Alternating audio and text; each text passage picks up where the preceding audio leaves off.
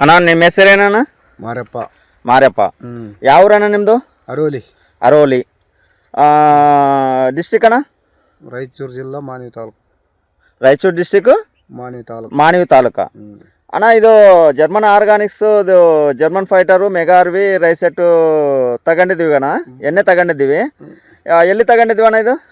ಇದು ಗಿಲ್ಕಸೂರಲ್ಲಿ ಗಿಲ್ಕಸೂರ್ ಕ್ಯಾಂಪಲ್ಲಿ ಯಾರು ಅಶೋಕ್ ಸರ್ ಅಂತ ಕೇಳ್ತೀವಿ. ಅಶೋಕ್ ಸರ್ ಅಲ್ಲಿ ತಗೊಂಡು ಬಂದೀವಿ. ಬೇಸು ಮಾಡೋದು ಇದು ಕೆಲಸ ನಮ್ದು. ಅಣ್ಣ ಏನೇನು ಹೋಗಿದೆ ಅಣ್ಣ ಇದು?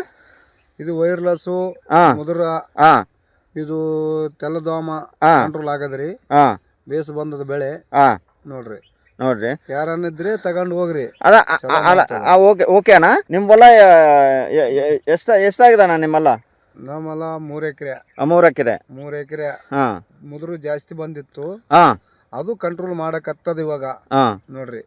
ಅದು ಬ್ಯಾರೆ ಎಣ್ಣೆ ಕೊಡ್ತೀವಿ కదా, ಅದು ಕಂಟ್ರೋಲ್ ಆಗಿದ್ದ?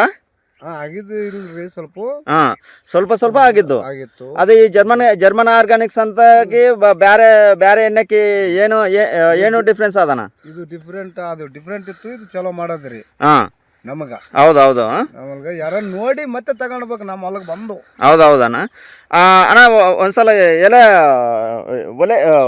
ಒಲೆ ತೋರಿಸ್ಬಿಡಣ್ಣ. ನೋಡ್ರಿ ಇದು ಇದು ಮುದುರಿತ್ರಿ. ಇದು ಹಿಂಗಾಗೈತದ ಕ್ಲಿಯರು. ಹೌದೌದು. ಬೇಸ್ ಆಗ್ಯದ, ಹೂವ ಮಗ್ಗ ಬೇಸ್ ಬಂದ ನೋಡ್ರಿ. ಹೌದು.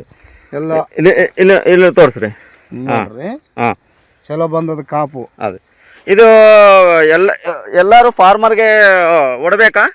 ಫಾರ್ಮರ್ ಹೊಡ್ಬೇಕ್ರಿ.